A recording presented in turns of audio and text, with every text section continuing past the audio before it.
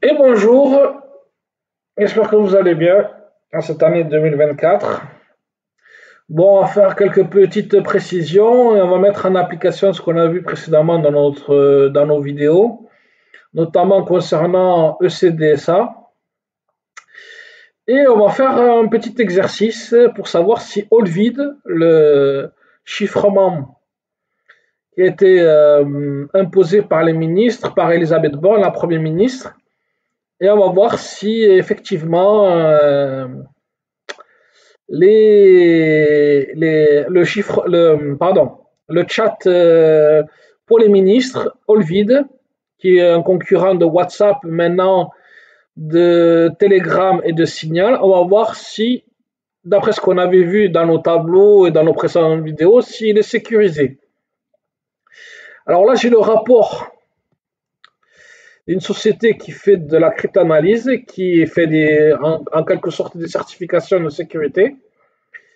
Et là, c'est Synactive, et là, ils font un rapport technique d'évaluation sur Olvid.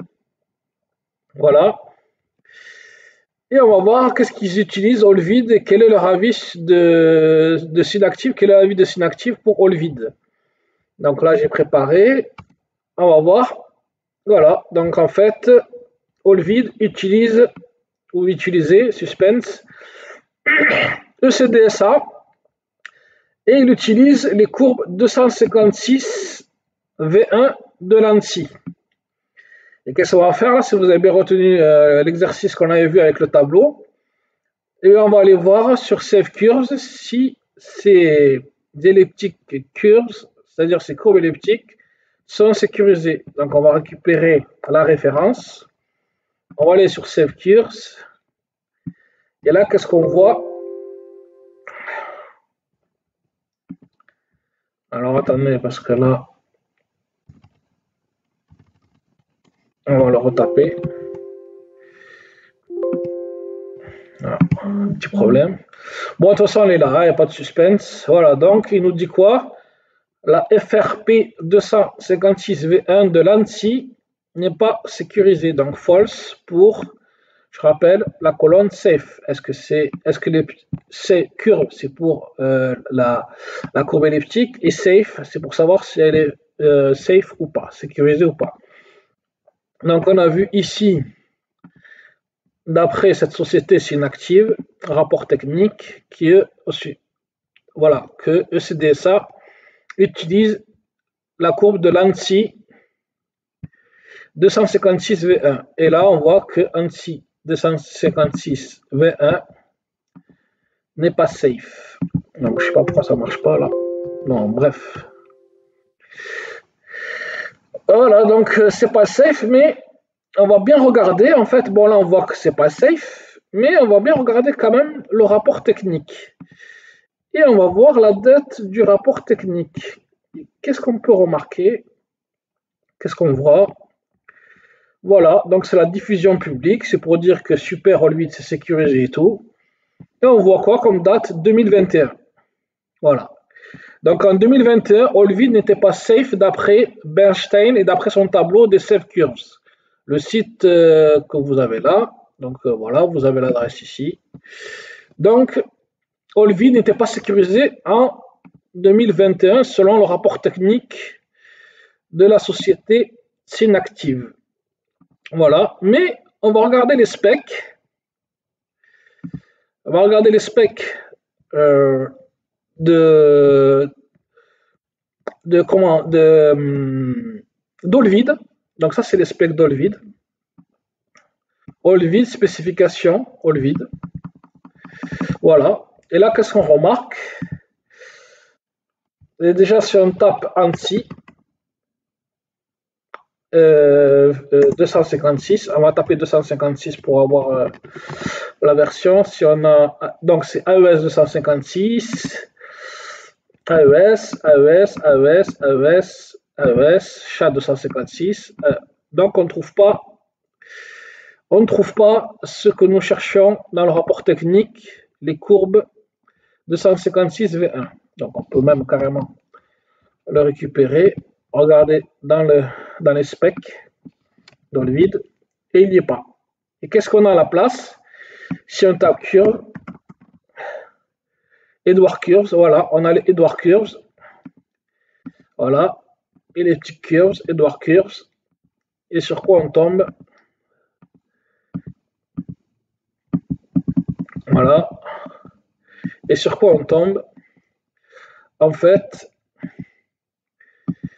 voilà, donc ça c'est toute la recherche sur les courbes elliptiques. Mais si on va au-dessus, voilà. Donc on a bien ici en fait la signature, on va le voir ici, la signature, l'authentification et le KEM qui est fait en fait avec curve 25519. Là, on va récupérer bien sûr cette référence-là. On va aller sur Save Curves, le tableau de Bernstein, le spécialiste. Voilà.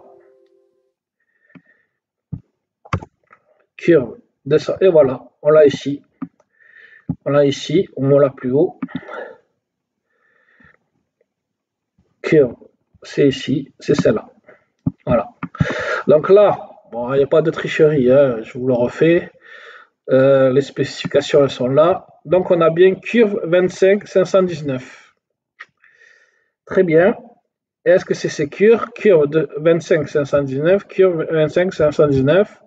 Et là on a bien curve 25519 et c'est bien sécurisé.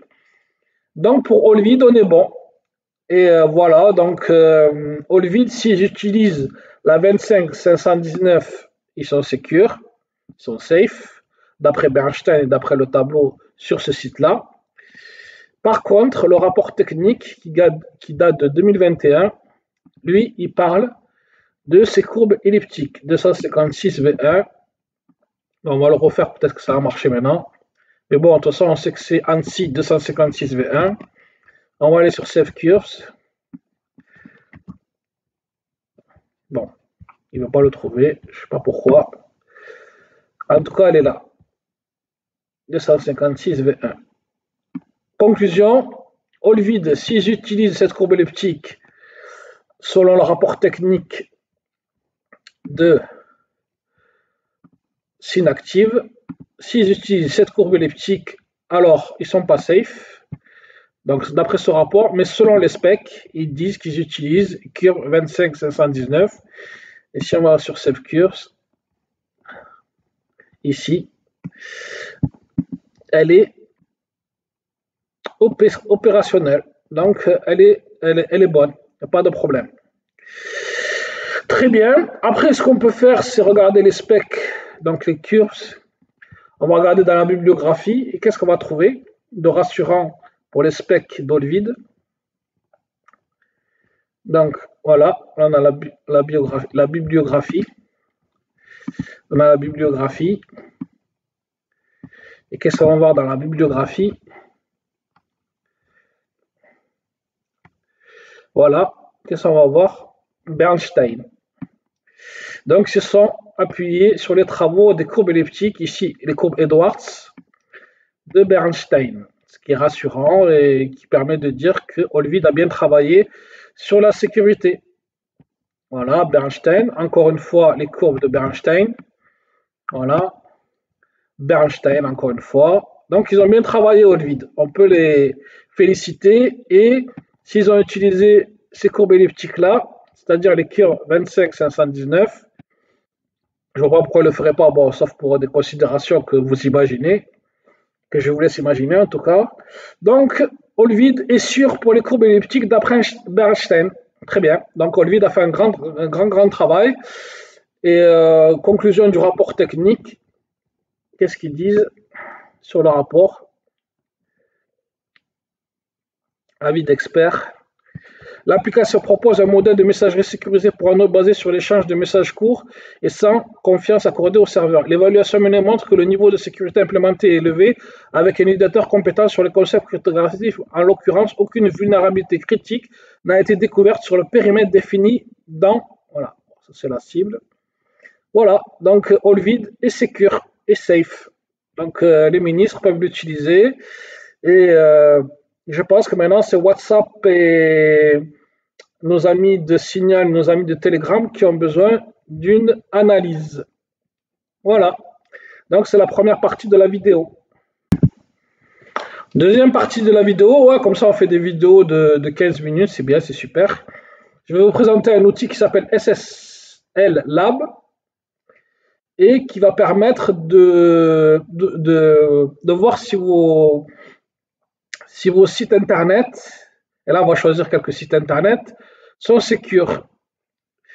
Et on va voir par exemple ces sites-là, donc la NSA, l'École normale supérieure, Google, VeriSign et une autre entreprise. Alors, par quoi on va commencer? On va commencer par Google, tiens, pourquoi pas.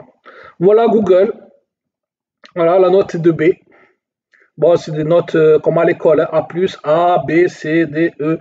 Et bizarrement, Google a un mauvais rapport, donc B. Donc c'est le google.fr.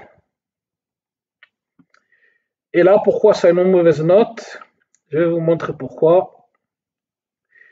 Parce qu'en fait, le site Google, qu'est-ce qu'il utilise? Qu'est-ce qu'il permet de faire? Donc ça, c'est toutes les caractéristiques. Voilà, c'est ici, protocole. Et voilà, on a notre TLS 1.3 qui est bien géré. Donc, il gère bien TLS 1.3. TLS 1.2, c'est OK. Par contre, il gère aussi TLS 1.1 et TLS 1.0. Pourquoi?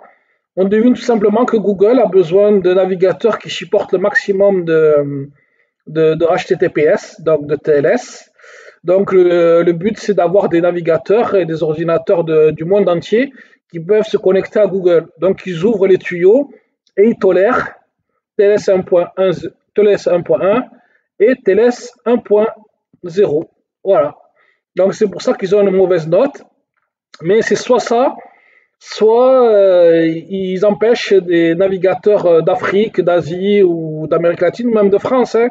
Il y en a qui ont des vieux navigateurs qui n'ont pas les mises à jour de sécurité, et du coup, ils sont toujours sur TLS 1.1, TLS 1.0, et pour la compatibilité, ils ont besoin d'un maximum d'ouverture. Après, la deuxième remarque sur Google, c'est qu'ils utilisent des certificats RSA, très bien, mais aussi,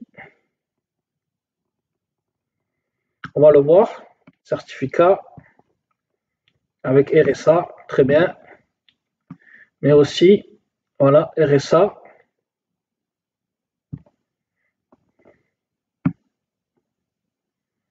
RSA, très bien, donc ça c'est Google,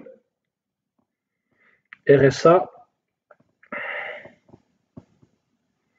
RSA, et là on voit qu'ils utilisent les courbes elliptiques. Donc il n'y a pas que du RSA, là vous voyez dans la liste, RSA, RSA, et là il utilise des courbes elliptiques, 256. Voilà, on va passer pour comparer et pour illustrer toujours cet outil-là SSL Labs. On va passer par exemple à l'école normale supérieure. Voilà, la note de B, pareil que Google. Dans Google, c'était bien note de B. Voilà. Et là, pareil, note de B. Et on va voir s'ils utilisent TLS, s'ils autorisent TLS 1.1, 1.0. Voilà, ils utilisent aussi TLS. Ils autorisent aussi TLS 1.1, 1.0. Ce qui n'est pas normal pour normal sup parce qu'il peut y avoir des attaques. Et le cadenas là, que vous voyez sur le site de ENS montre que c'est soi-disant sécurisé, mais on peut avoir des attaques. Alors les attaques sur le SSL, on va voir s'il les gère. Ça c'est toujours dans le rapport. Voilà, donc les principales attaques c'est Poodle, Zombie Poodle, Golden Doodle, voilà, Sleeping Poodle, Beast Attack aussi. Et on voit qu'elles ne sont pas vulnérables à ces attaques-là. Donc le site est quand même safe, on va dire. Voilà, il a une mauvaise note, c'est-à-dire qu'il n'est pas super safe, mais il est quand même safe et au moins il est résistant à ces attaques-là. On va faire un autre. Ah oui, par contre, ce qu'il faut voir aussi, c'est que là, contrairement à Google, il fait que du RSA. Donc, il n'utilise pas les courbes elliptiques. Voilà. Donc, ça, c'est un exemple de bon élève. Ils n'utilisent que du RSA. Et en plus, le chat, ils n'utilisent pas le chat 256. Ils utilisent le chat 384. Donc, ils ont fait quand même un effort. Ils ont réfléchi. C'est normal, sup. C'est le cas de le dire. Et ils n'utilisent que du RSA pour les certificats. Pareil, certificat RSA. Certificat RSA. Donc, c'est un bon élève sur ça et ils font confiance à RSA et un peu moins confiance à ECDSA. Voilà. Après, on va sur le site de la NISA, pourquoi pas. Bon, ils ont note de A, c'est bien. Pourquoi? Parce que eux, par contre, ils autorisent que TLS 1.3 et 1.2. On voit que TLS 1.1, 1.0, SSL 3 et SSL 2 ne sont pas tolérés. Donc, bon, après, bien sûr, ce que je vous ai dit sur Google, c'est valable ici à l'inverse. C'est-à-dire que si vous avez des navigateurs qui sont anciens et qui n'ont pas la mise à jour TLS 1.2 et 1.3, ne pourront pas échanger avec le serveur de la NSA. Par contre, la NSA, bien sûr, ce qui est cohérent, au moins ils sont cohérents, ils utilisent des certificats ECDSA. Voilà. Donc là, vous l'avez. Officiellement, ECDSA. Voilà. Donc RSA, bien sûr, mais aussi les certificats ECDSA. Voilà. Vous ferez les conclusions que vous voulez par rapport à ce qu'on avait déjà dit sur les tableaux de Bernstein et des courbes elliptiques ECDSA. Vous ferez vos propres conclusions. Et là, on voit qu'aussi qu'il utilise ECDSA. Voilà. ECDSA. Bon, il utilise Chacha, c'est celui de Bernstein, ça c'est entre parenthèses. Donc voilà, on a vu nos amis de Google qui n'avaient pas une super bonne note, nos amis de Normal qui n'utilisaient pas RSA, qui ne faisaient pas confiance à RSA, mais qui avaient une note de B. Et on a vu nos amis de la NSA qui utilisaient les certificats et la signature et l'authentification ECDSA. Voilà, donc d'après ce que je vous dis sur ECDSA, vous savez les tenants et les aboutissants sur le site de la NSA. Après, si c'est à vous de jouer, ben voilà. Bon. Après, chacun prend ses responsabilités. Moi, je fais juste la constatation et factuellement, je dis que la NSA utilise les courbes ECDSA. Voilà. Ensuite, nous avons voilà, un très bon élève, A+, VeriSign, de notre ami Burt Kaliski. Très bien. Donc A+, qu'est-ce qu'on voit? Qu'est-ce qui est recommandé par rapport à VeriSign? Pourquoi ils ont une super note? Parce que déjà, le certificat, c'est que du RSA. Voilà. C'est que du RSA. Voilà. Ils utilisent une sorte de certificat RSA. Voilà, très bien. Ils autorisent TLS 1.2. Peut-être qu'ils ont compris que la TLS 1.3 a été faite trop rapidement et qu'il y a des failles. Moi, j'en vois une possible, mais c'est juste la théorie, c'est une petite idée que j'ai eue. Je ne peux pas vous le dire. Bon, je vais vous le dire quand même. En fait, quand vous faites TLS 1.3, c'est soi-disant rapide, mais pour ça, il faut qu'ils fassent la vérification et les échanges des protocoles et en même temps de serrer la main pour le protocole TCP. Et ça peut être dangereux. Moi, je pense que c'est plus sûr le TLS 1.2 que le TLS 1.3 sur le fait qu'en fait, vous faites d'abord la connexion TCP, le serrage de main 2 fois. C'est ce que je vous avais dit dans une précédente vidéo sur la bise que fait les différents serveurs et clients sur l'échange TCP. Par contre, TLS 1.3, ça peut être dangereux parce qu'en plus, il y a le RT0, c'est-à-dire qu'il fait un round 0. Ça peut être aussi dangereux parce qu'il ne vérifie pas la connexion. Donc le TLS 1.3 il peut être dangereux par rapport à ça. C'est une idée, bon après à creuser.